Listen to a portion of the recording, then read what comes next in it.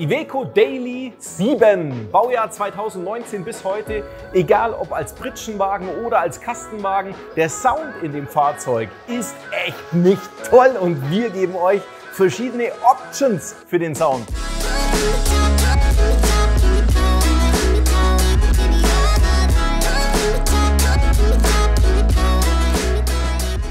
Noch nie war es so leicht, in einem Fahrzeug den Sound so viel besser zu machen als im Iveco Daily.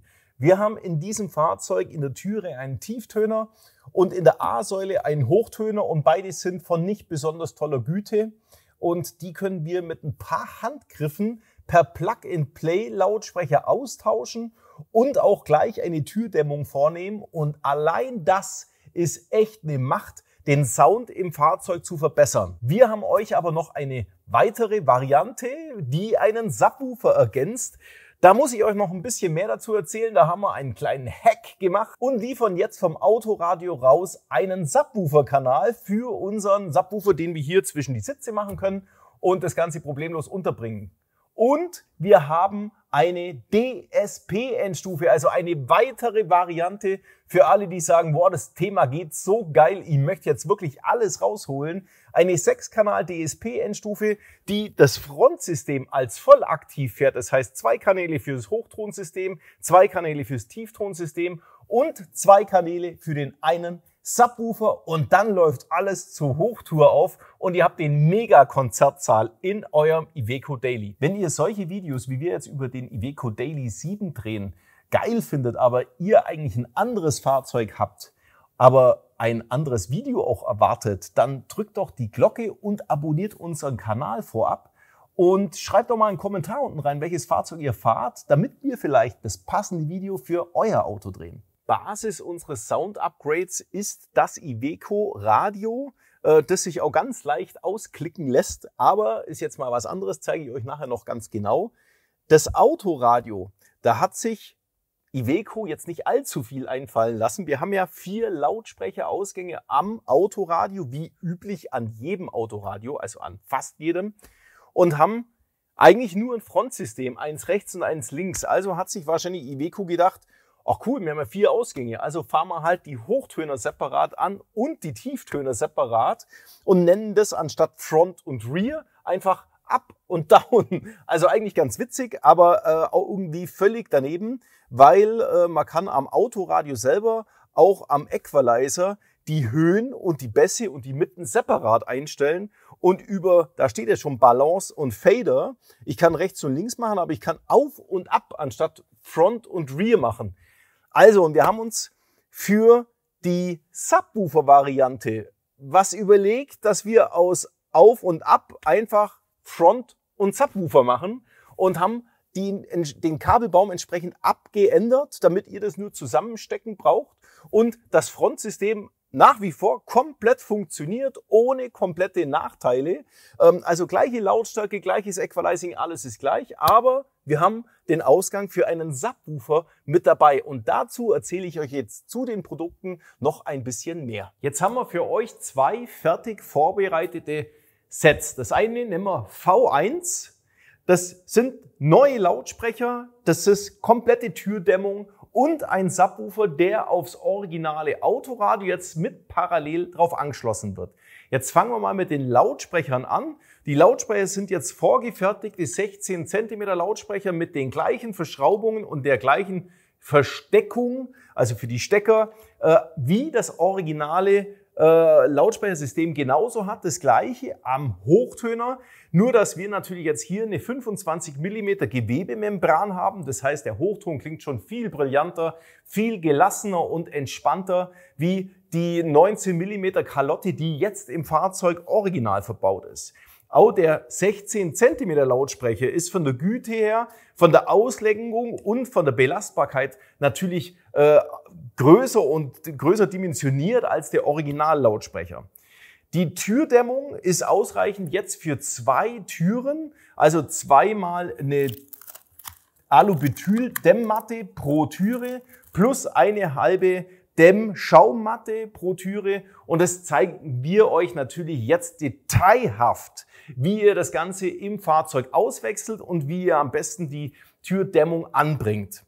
Jetzt kommen wir zum Ergänzen des Subwoofers, also die V1 Komplettversion. Da haben wir jetzt einen passenden Kabelbaum, den wir auf den originalen Fahrzeugkabelbaum anstecken und am Autoradio wieder anstecken. Uns quasi die Möglichkeit geben, alle Kabel, wo da quasi ins Autoradio reingehen oder auch wieder rauskommen, abzugreifen und umzulenken.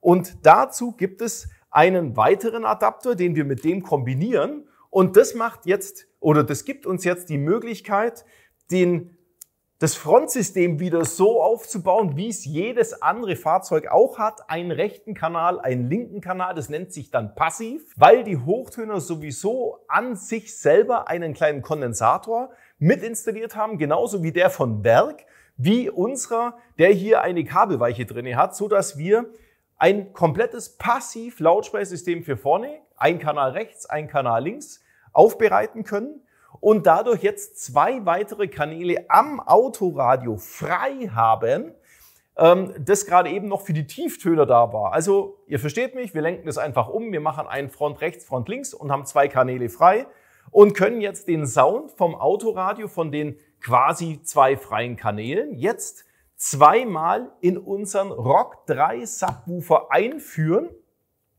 Und das ist ein 20 cm Gehäuse-Subwoofer mit einer Bassreflexöffnung. Also es ist eigentlich ein Bandpass-Subwoofer, der extrem geil abgestimmt ist für solche Varianten mit wenig Leistung, weil wir haben ja jetzt am Autoradio nicht allzu viel Leistung. Wir reden von 2x10, 2x15 Watt RMS-Leistung, wo wir hier reinschicken.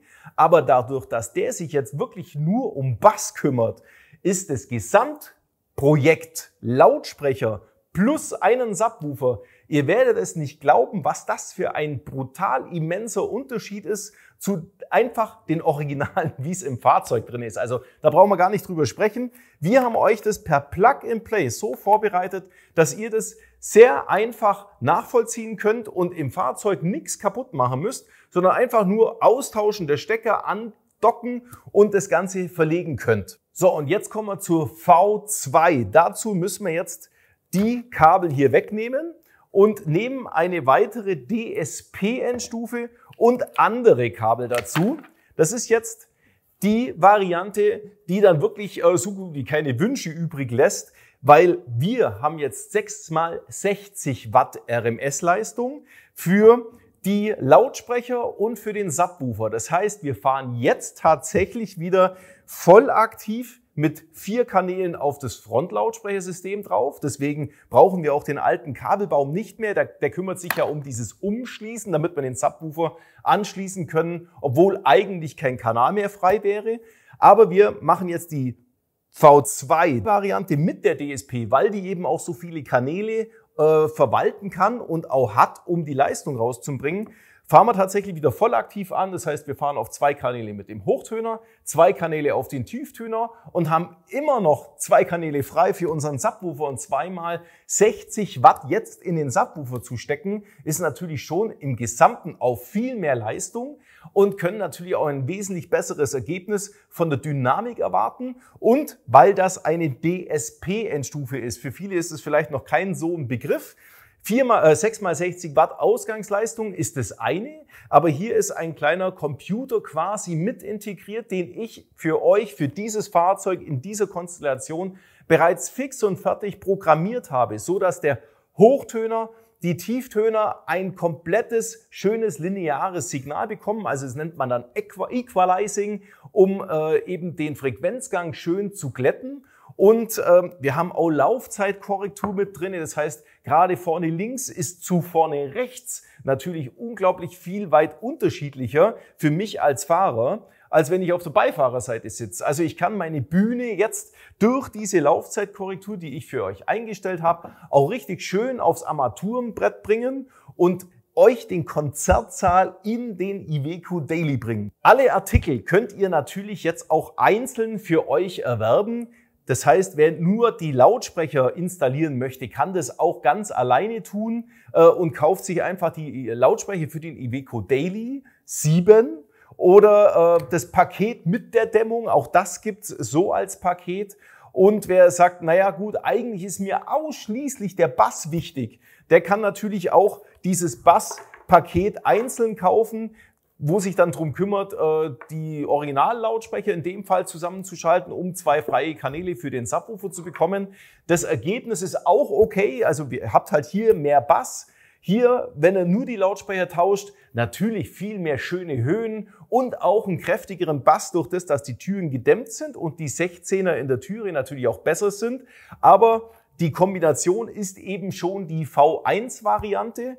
Und die V2-Variante ist ja dann quasi all-in. Hier habt ihr alles mit dabei. Hier ist dann auch das Werkzeug, um die Türverkleidung wegzumontieren, damit die Kratzer frei wegmontiert werden können und ihr nicht mit irgendwelchen scharfen Gegenständen das Ganze machen müsst. Für alle, die einen anderen Subwoofer vielleicht sogar noch daheim stehen haben und sagen, na, den möchte ich mir sparen. Es gibt natürlich auch die Variante Endstufe einzeln mit dem Kabelbaum entsprechend.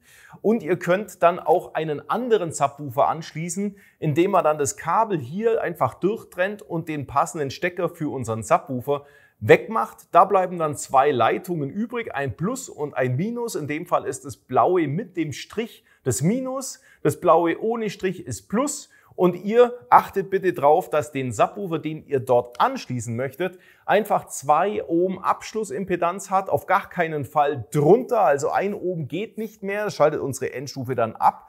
Aber 2 Ohm wäre die Ideal-Abschlussimpedanz, damit sie eben diese 120 Watt RMS auch macht. Und das könnt ihr dann auch alles für euch selber entscheiden. Aber V1 und V2 zeigen wir euch jetzt, wie man es installiert. Fangen wir mit dem Austauschen des Hochtöners an. Der befindet sich hier in der A-Säulenverkleidung, da wo man das Gitter sieht. Und die A-Säulenverkleidung können wir entfernen, indem wir hier oben dran diesen kleinen Deckel aushebeln, drunter die Torx-Schraube lösen und die ganze A-Säule hier unter dem Gummi nach draußen schieben und drunter die Clips entsprechend lösen. Und dann können wir die A-Säulenverkleidung schon aus dem ganzen Armaturenbrett raushebeln und haben sie vor uns. Den Hochtöner können wir direkt hier abstecken und jetzt können wir den Hochtöner dementsprechend schon austauschen. Dazu müssen wir diese 2 Schrauben nicht lösen, sondern nur die Kunststoffhebel ein bisschen auf die Seite drücken und dann entriegelt sich der ganze Hochtöner von alleine. Unseren neuen Hochtöner, den können wir jetzt entsprechend mit dieser Nut, die sich auch als Gegenstück hier drinnen, mittendrin befindet, einführen und wieder einklippen. Allein am Hochtöner kann man schon erkennen, wie groß der Unterschied in der Qualität ist. Unsere bereits originale Membran ist gerade mal das hier. Das ist eine 16 mm Membran und wir haben hier eine 25 mm Membran, die mehr Leistung ab kann und natürlich viel entspannter klingt als dieser kleine Quäker. Die 2 Stecker können wir jetzt genauso wieder zusammenstecken, wie das vorher beim Original-Hochtöner auch zusammengesteckt war. Und jetzt können wir die ganze A-Säulenverkleidung samt neuem Hochtöner bereits wieder genauso installieren, wie wir sie wegmontiert haben. Die Türverkleidung, unter der sich der 16 cm Tieftöner befindet, die lässt sich so montieren, dass wir hier erstmal dieses Kunststoffteil wegklippen können, mit dem Remover-Tool unten reinfahren können und das Ganze weghebeln. Dann haben wir 2 Deckel, die wir entsprechend mit dem kleinen Mini-Schraubenzieher ein bisschen raushebeln können. Darunter verbergen sich 30er Torx, genauso wie in der Griffschale hier. Und hier in der Türöffnerschale ist eine Kreuzstützschraube, die wir rausdrehen müssen. Direkt ganz unten können wir 2 weitere 20er Torx lösen, um das Kunststoffteil weghebeln zu können. Und darunter verbergen sich nochmal 4 30er Torx-Schrauben, die wir ebenfalls lösen. Und dann können wir mit dem Remover-Tool an der Seite einfahren und die ganze Türverkleidung von den Clips lösen und entsprechend abnehmen. Wenn euch Türclips hängen bleiben, könnt ihr die ganz einfach mit einem Seitenschneider hier sanft packen und entsprechend raushebeln. Und in der Türverkleidung wieder einfügen. Den originalen Lautsprecher können wir jetzt abstecken und mit 3 20er Torx-Schrauben komplett entfernen. Und zugleich machen wir auch gleich, wer die Dämmung vornehmen möchte, diese weiße Schutzfolie weg, weil die machen wir oder ersetzen wir durch Alubutyl. dass wir einmal die ganzen Löcher, die sich darunter befinden, schließen, weil das alles ein akustischer Kurzschluss zu unserem Lautsprecher ist. Und je fester diese Oberfläche wird, umso besser spielt nachher der Bass von unserem neuen Lautsprecher und die ganze Türe wird entsprechend ruhiger. Wir können jetzt anfangen, für jeden, der das machen möchte, die Türdämmung hier vorzunehmen. Und die ist sehr wichtig, damit eben genau diese Löcher, weil das ist ein akustischer Kurzschluss, eben besser zu sind und auch wie eine kleine Wand wirken. Und wir können jetzt in dem Zustand ein kleines Stückchen hier hinter dem Lautsprecher direkt anbringen. Hier an der großen Fläche ist auch bisher noch kein Material dran zum Versteifen und zum Entdröhnen. Nur hier oben ist ein bisschen was dran. Und den Rest bringen wir jetzt hier großzügig über diese Löcher entsprechend an und können dann um den Lautsprecher noch ein bisschen was anbringen und den Rest machen wir dann auf der Türverkleidung mit drauf, samt unserem Dämmschaum. Aber jetzt fangen wir an mit unserer Tür an sich, die zu entdröhnen.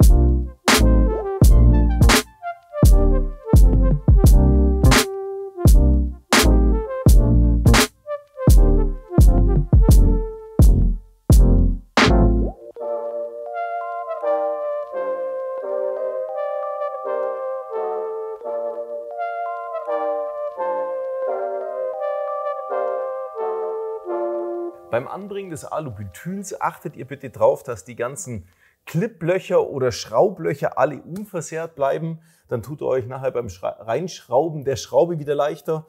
Und ihr seht, ich habe jetzt hier eine zweite Lage jeweils auf diese großen Löcher mit angebracht. Das heißt, es wird wie eine feste Wand, die überhaupt nicht mehr nachgibt und genau das tut, was sie für uns soll. Und um den Lautsprecher drumherum habe ich jetzt auch nochmal eine kleine Lage mit angebracht, weil das ist ja quasi unser Entstehungspunkt dieser Vibrationen. Und je ruhiger wir diese Stelle komplett kriegen, umso mehr Punchbass haben wir und umso ruhiger bleibt die an sich mal die Türe. Und das ist ja auch wichtig beim Musikhören, dass nicht alles zum Vibrieren und zum Klappern anfängt. In unserem Komplettset ist ja das so vorgesehen, dass wir 2 Dämmmatten pro Türe zur Verfügung haben. Ich denke auch, das reicht wirklich aus, um das nicht nur das Notwendigste, sondern wirklich richtig die Türe ruhig zu kriegen. Wer möchte, kann sich natürlich gerne pro Türe noch eine Matte mehr dazu bestellen, um noch größere Flächen abzudecken. Aber wir wollen diese großen Flächen ruhig kriegen, indem wir das Material hier aufbringen. Und genau da machen wir dann den Rest der zweiten Matte auch noch mit drauf und verreiben das schön. Wie gesagt, achten darauf, dass die Schraublöcher alle frei bleiben.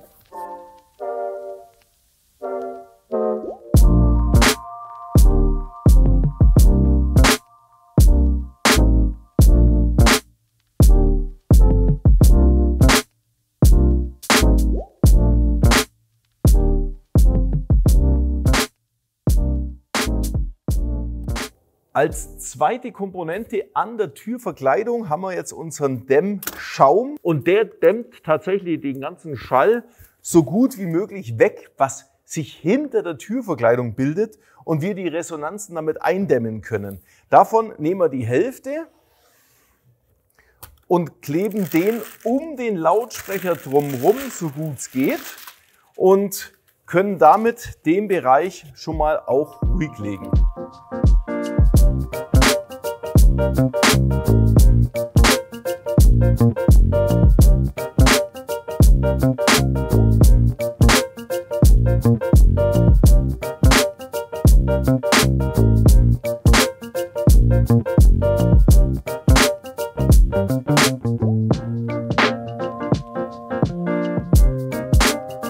Für die optimale Montage der Türverkleidung müssen wir noch eins beachten. Der originale Lautsprecher hat seinen Anschlussstecker unmittelbar über diesem Loch gehabt. Das heißt, hier ist eine kleine Aussparung drin, damit der Stecker hier problemlos an und aus gesteckt werden kann, beziehungsweise halt seinen Platz findet. So, und unser Lautsprecher, der neue Option, hat den etwas verdreht. Das hat andere Gründe auf jeden Fall. Das heißt, diese Aussparung müssen wir noch ein bisschen weiter rüber ausnehmen, damit der Stecker nachher auch problemlos hier drauf geht und nicht hier zum Drücken anfängt. Und das können wir mit einem Teppichmesser entsprechend weiter ausdehnen, so dass der Stecker halt optimal da rein passt.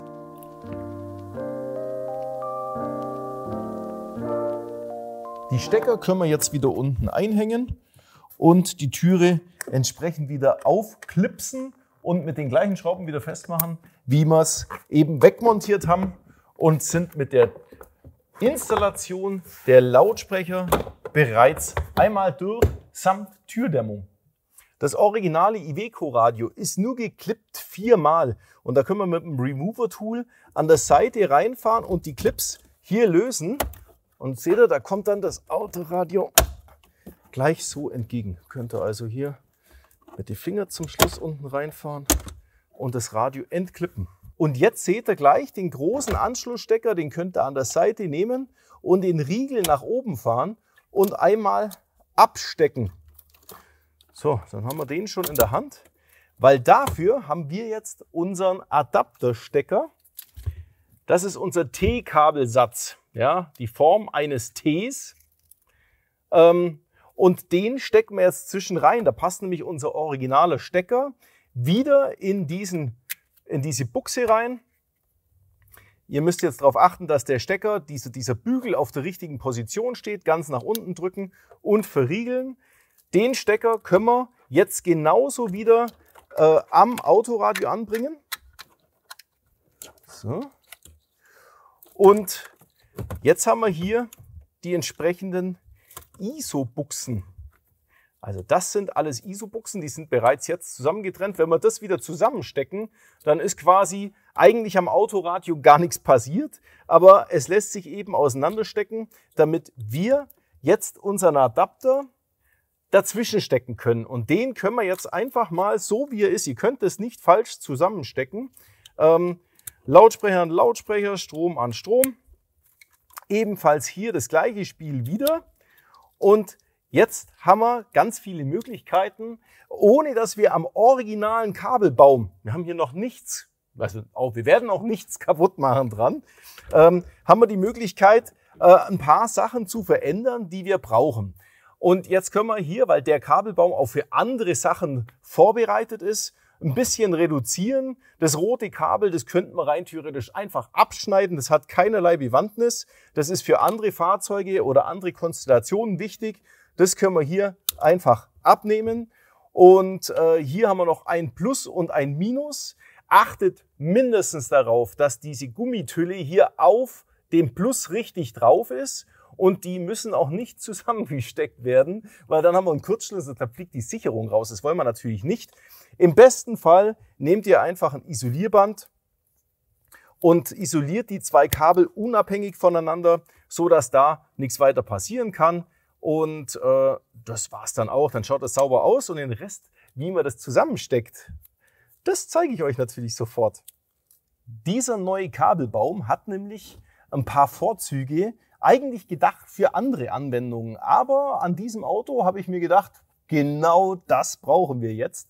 Das ist normalerweise ein Subwoofer-Abgriff für Aktiv-Subwoofer zum Beispiel vom Frontlautsprechersystem. Das heißt, die vorderen Lautsprecher, in dem Fall unsere Hochtöner. Dadurch, dass das Signal, was die Tieftöner bekommen sollen, exakt das gleiche ist, können wir jetzt Folgendes machen. Wir haben hier das grau-weiße Kabel, das ebenfalls durchgeht. Das heißt, es ist eigentlich unverändert.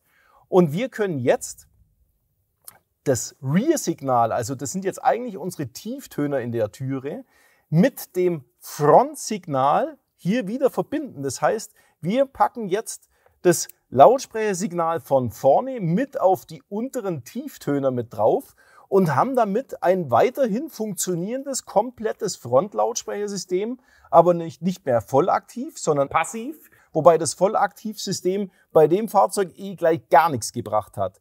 Jetzt haben wir aber dafür einen Rear-Lautsprecherausgang wieder frei. Und da können wir jetzt unseren Subwoofer mit anschließen mit dem passenden Verbindungskabel. Also genau so muss der Anschluss ausschauen von unserem Adapter und dann haben wir alles richtig gemacht.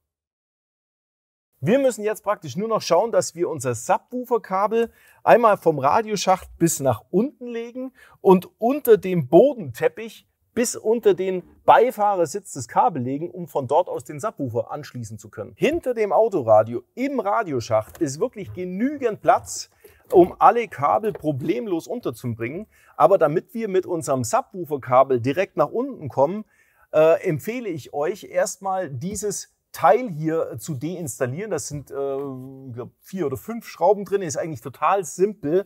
Und dann können wir nämlich das Kabel erst nach rechts rüberlegen und dann ganz einfach nach unten legen. Und von hier aus kann man die ganze Einheit hier rausnehmen.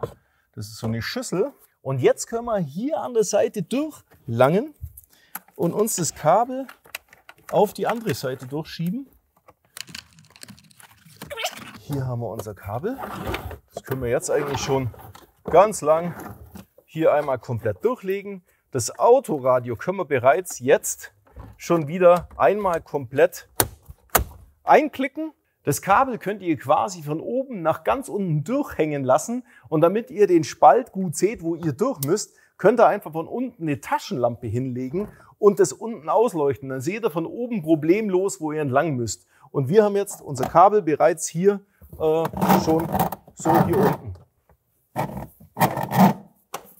So, das war's. Ihr schaut also nur, dass das Kabel in etwa hier an der Stelle rauskommt, weil wir verlegen unser Kabel jetzt weiter unter diesem Teppich bis unter den Sitz an die äußerste Kante von der Doppelsitzbank. Wie das bei euch ist, wenn es mal keine Doppelsitzbank ist, weiß ich nicht, aber es wird alles ziemlich ähnlich ausschauen. Aber um dort mit den Händen richtig gut hinkommen zu können, machen wir jetzt einfach die Einstiegsleiste weg. Und zwar 1, 2, 3, 4, 5 Schrauben und die 6. verbirgt sich hier drunter. Und dann können wir den Einsatz rausnehmen.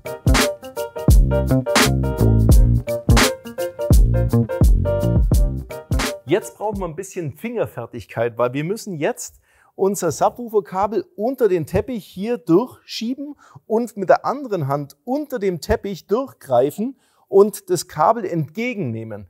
So, und ab jetzt müssen wir das Kabel Richtung Sitz bringen und dort von innen sieht man dann auch so einen Durchbruch, das Kabel nach innen durchschieben und natürlich dementsprechend nachziehen. Das Subwoofer-Kabel liegt jetzt direkt unterm Sitz. Das wird einfach an den Terminal hier angesteckt und zwar bei 0 Grad Und das könnt ihr bei euch mal ausprobieren auf 180 Grad, also der andere Steckplatz, den zu benutzen. Dann könnte sich akustisch was verändern, aber soweit ich das an dem Autoradio alles jetzt justiert habe und auch kennengelernt habe, ist 0 Grad die richtige Anschlussweise. Und jetzt könnt ihr den Subwoofer mit einem doppelseitigen Klebeband oder mit einem Expander oder wie auch immer entweder hier rein platzieren. Das hängt jetzt ein bisschen von euch ab, ob man hier Werkzeug oder sonstige Sachen drin hat. Man kann nämlich den Subwoofer ebenfalls zwischen den Sitzen installieren. Den könnt ihr nämlich jetzt hier direkt unten drunter einführen und ebenfalls mit einem Doppelklett oder irgendwas hier fest montieren. Der kann hier auch nirgendwo hin. Da könnt ihr auch Sachen draufschmeißen, da passiert nichts. Und hier könnt ihr auch ebenfalls eure 0 Grad Phase vom Subwoofer mit anschließen. Mit dem Kabel, das ja quasi von hier rausgelegt angeschlossen wird.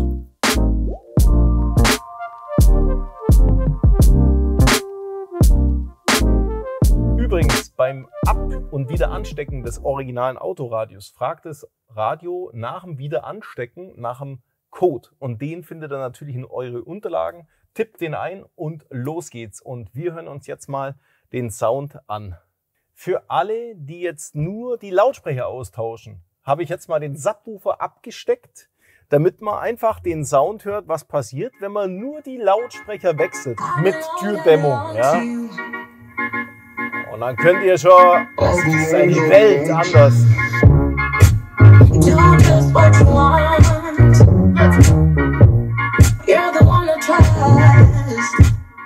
Ich bin mir jetzt nicht sicher, wie ihr das daheim hört. Ich versuche euch das mal zu beschreiben. Vorher war quasi gar kein Bass.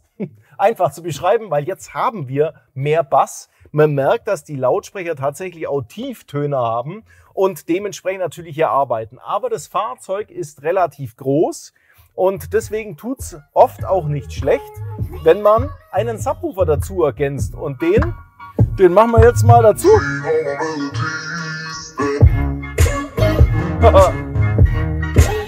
Und das alles. Ich bin jetzt bei der Hörlautstärke 31.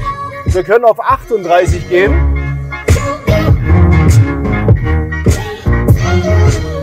Und der Sound ist um Welten fülliger und sauberer und gerade auch während der Fahrt werdet ihr jetzt Bass spüren, was ja vorher auch durch Fahrgeräusche und so weiter, wo schon kein Bass da war, gleich überhaupt nichts mehr übrig bleibt, macht genau dieses Gefühl von der V1, also Subwoofer und Lautsprecher auf das originale Radio ohne weiteren Verstärker, genau dieses Gefühl, was man braucht beim Autofahren, wie in einem PKW drinne, dass das einfach schön und sauber klingt. Und gerade bei leisen Lautstärken können wir mal hier, ich mache mal einen schönen, gehaltvollen.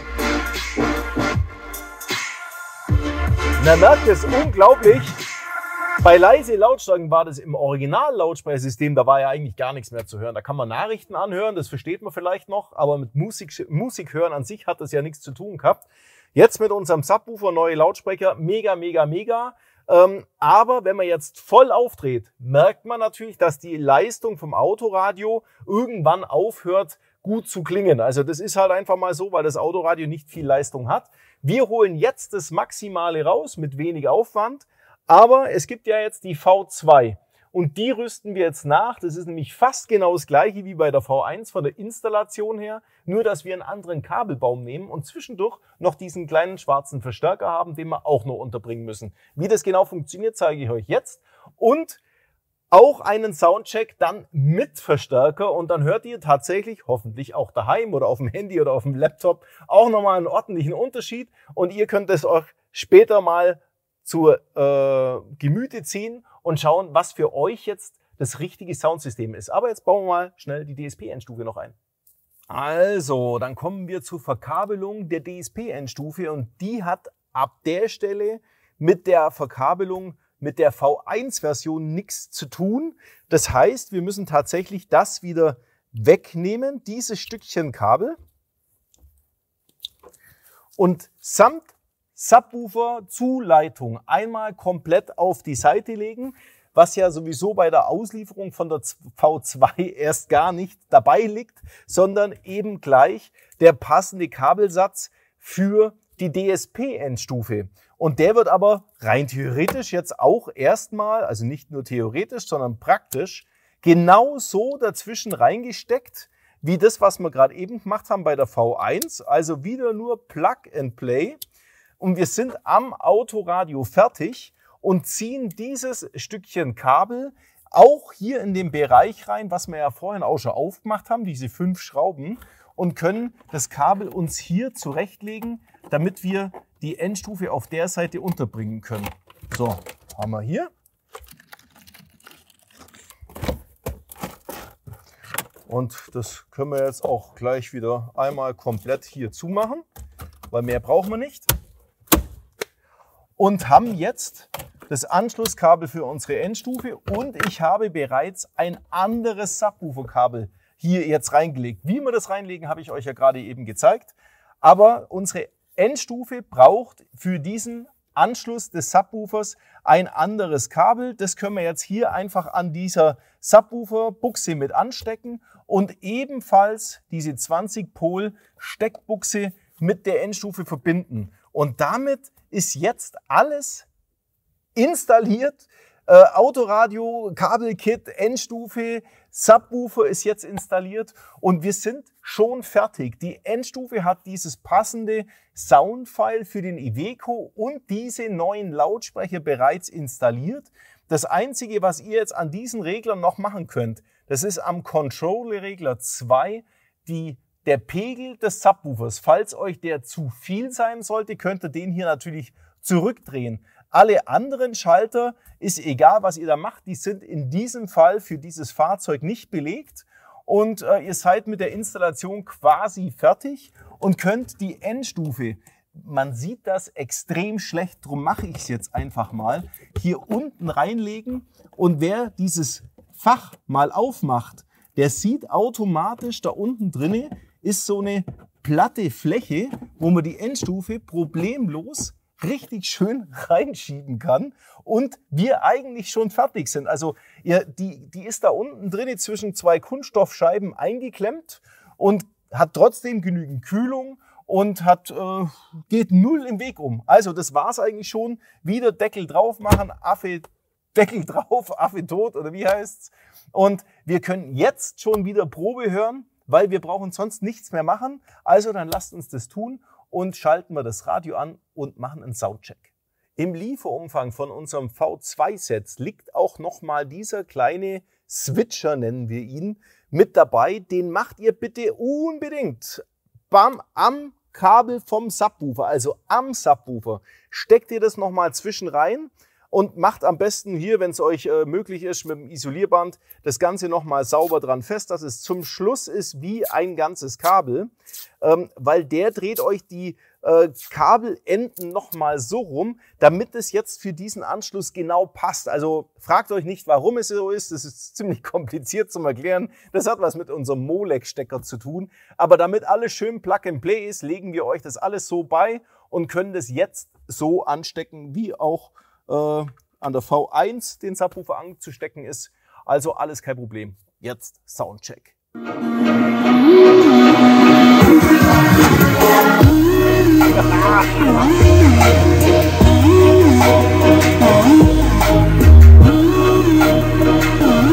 Alter, das ist jetzt... Alter, hört ihr mich überhaupt noch?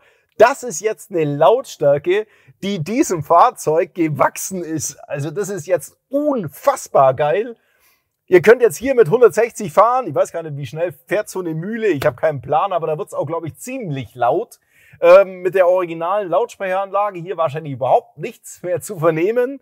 Mit unserer V1 schon mal ganz ordentlich nach oben gestritten. Aber jetzt, Alter, das ist... Oder? Also, da kannst du mal... Der Bass zieht jetzt durch. Jetzt hat der Bass auch die Leistung, die er braucht, um richtig aufzuspielen. Leute, das ist jetzt richtig Musik hören. Da ziehen wir uns gleich nochmal ein paar andere Sachen mit rein. Mal schauen, was wir hier sonst noch so haben. Und losert einfach mal Nägel. So, ich habe jetzt hier auf Lautstärke 30 und wir können auf 38 aufdrehen. Hört ihr das? Das ist Puls. Also in dem Fall ist es unser Rock. Alter, das macht einen Schlag hier drin. Also ich kann euch das nur wärmstens ans Herz legen. Ich weiß, eine DSP-Endstufe kostet mehr Geld und das sogar ganz ordentlich. Aber das ist Endstadium. Also das ist echt geil. Ihr hockt euch rein und werdet nur noch belohnt. Also eure Öhrchen.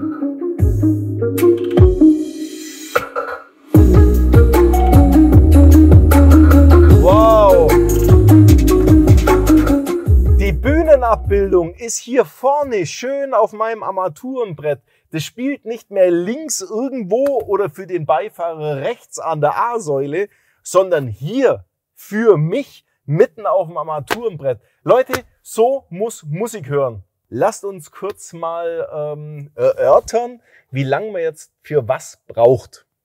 Die Lautsprecher austauschen ist immer das A und O, meine Empfehlung. Also da geht gleich mal richtig viel mehr wie vorher. Und für Lautsprecher austauschen ganz alleine ist halt Türverkleidung wegbauen, A-Säule wegmachen. Vielleicht für einen Anfänger 1,5 Stunden und noch eine Stunde mehr, wenn ihr die Türdämmung vornehmt. Also auch meine Empfehlung. Dann brauchen wir 2,5, vielleicht 3 Stunden, dann haben wir die Lautsprecher komplett ausgetauscht. Was das Ergänzen des Subwoofers ist mit dem Plug-and-Play-Kabelkit, habt ihr ja selber gesehen. Radio, Klick, raus, die Schale hier rausnehmen und das Kabel nach unten ziehen. Wie lange brauchen wir denn vielleicht dafür? Eine halbe Stunde? Dann ist der Subwoofer an Ort und Stelle und ebenfalls am Autoradio angesteckt. Und wenn ihr die V2-Variante reinmacht, dann brauchen wir 1 Minute länger, weil wir dann halt die Endstufe noch da unten rein platzieren müssen. Also das ist echt wahnsinnig schnell zu machen und das Ganze per Plug-and-Play. Leute, kann ich euch nur ans Herz legen, für welche Variante ihr euch auch immer entscheidet. Ihr werdet auf jeden Fall jetzt im Iveco Daily 7 immer die Möglichkeit haben, einen richtig geilen Sound zu haben. Vielen Dank fürs Zuschauen. Ich freue mich natürlich, wenn ihr beim nächsten Video auch wieder einschaltet. Also wäre es cool, Abo machen und die Glocke klicken. Und wenn es euch gefallen hat oder ihr Ideen für ein anderes Fahrzeug habt, dann schreibt es unten in die Kommentare rein. Ich lese die natürlich gerne mit und dann werden wir schon sehen, ob wir euer Auto als nächstes hier in der Werkstatt haben. Also bis zum nächsten Mal, euer Olli. Kerle, Iveco Daily 7 von 2019 bis heute als Kastenwagen oder als Pritschenwagen. Es ist egal, eine neue Soundanlage muss es sein. Wegklippen können mit dem Review. Jetzt können wir unseren Stecker direkt